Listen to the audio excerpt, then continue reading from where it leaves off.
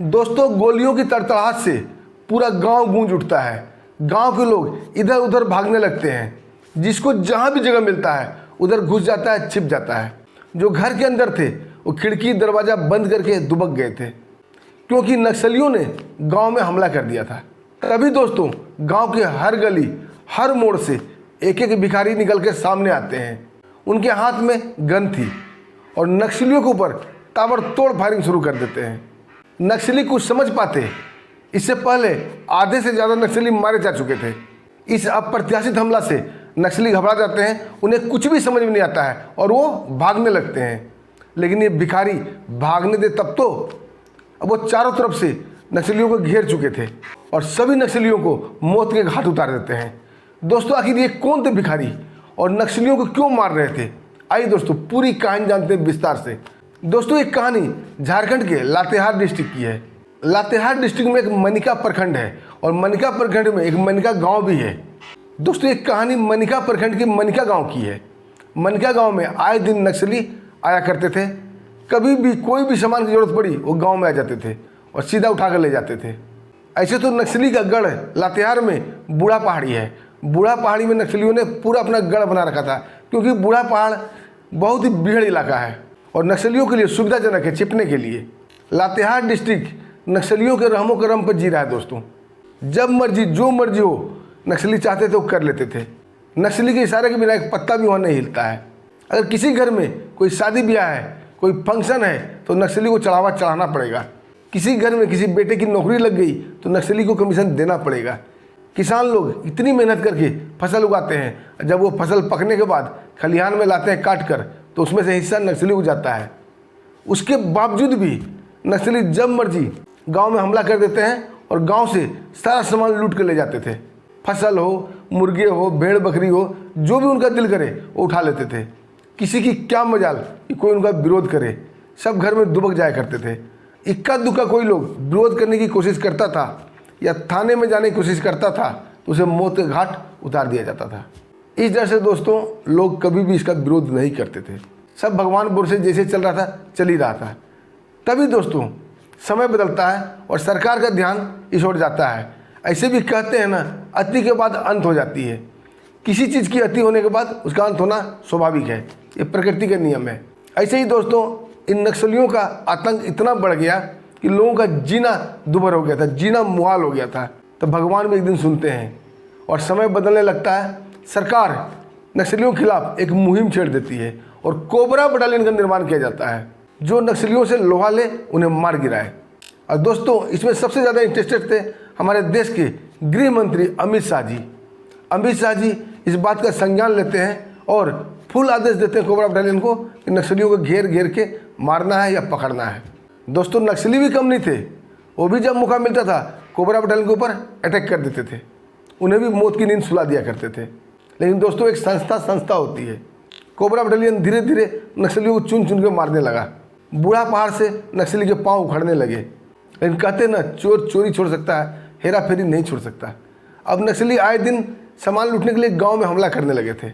जैसे ही cobra battalion को भनक लगती थी कि नक्सली की गतिविधि किस गांव में हो रही है, वो जाके वहाँ पूछताछ करते थे, नक्सली कब आता है, किधर से आता है, कैसे आता है, और पकड़ने की रणनीति बनाते थे या हमला करने की रणनीति बनाते थे। इसी क्रम में दोस्तों, एक बार कोबरा बटालियन के कमांडर थे मंगल सिंह मुंडा।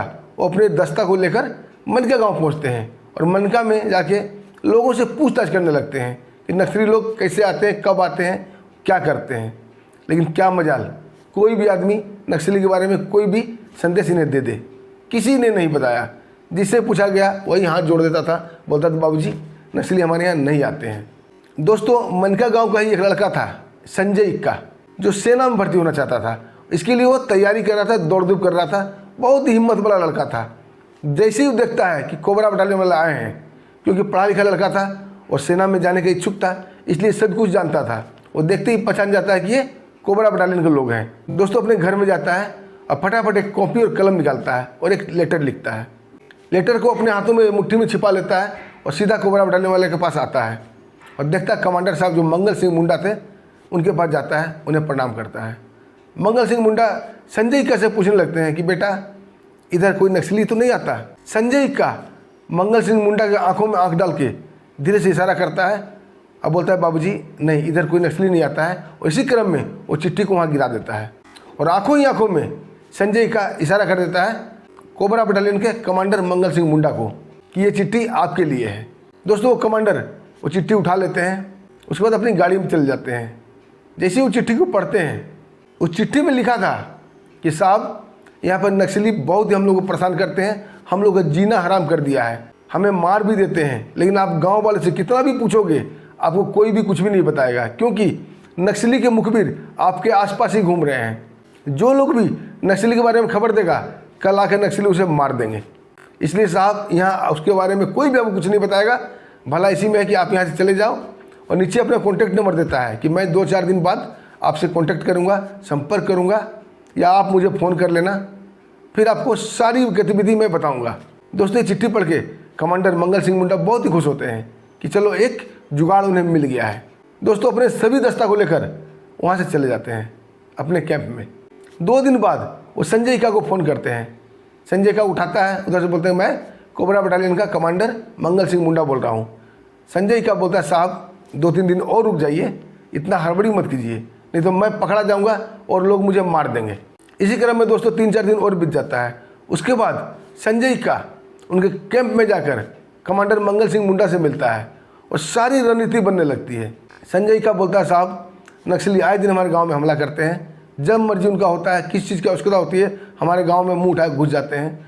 जो भी सामान हमारा होता है, हमारा फसल उठा लेते हैं, हमारा अनाज उठा लेते हैं, हमारा मुर्गे उठा लेते हैं, हमारा भेड़ बकरी उठा लेते हैं, और जो भी रिक्वायरमेंट होता है उठा लेते हैं। इतना कुछ सहने के बाद भी अगर उनका दिल करे तो हमारे गाँव में बहन बेटियों के साथ बदतमीजी भी करते हैं।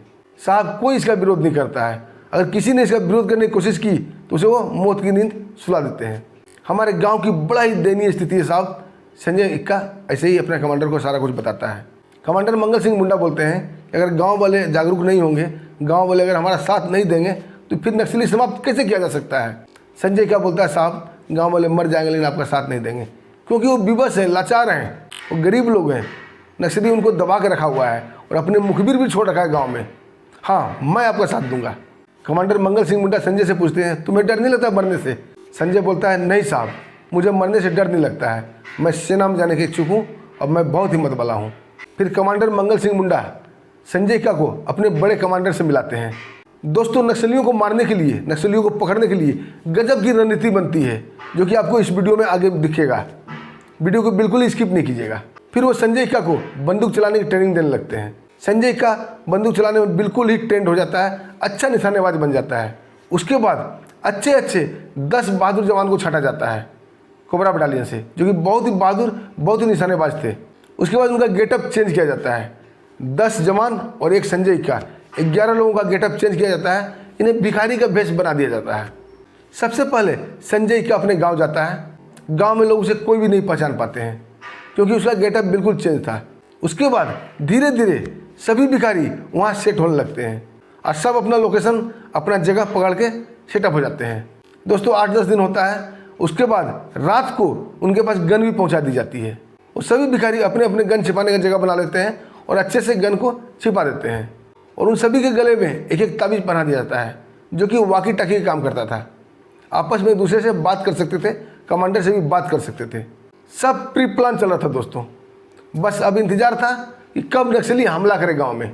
दोस्तों कुछ दिन बीतते हैं, आखिर ये इंतजार भी ख़त्म होता है और नक्सली का एक टीम जिसमें 15 से 20 आदमी थे वो गांव पे हमला कर देते हैं। गांव में घुसते हैं, बिल्कुल फायरिंग करते हुए फिल्मी अंदाज में घुसते हैं।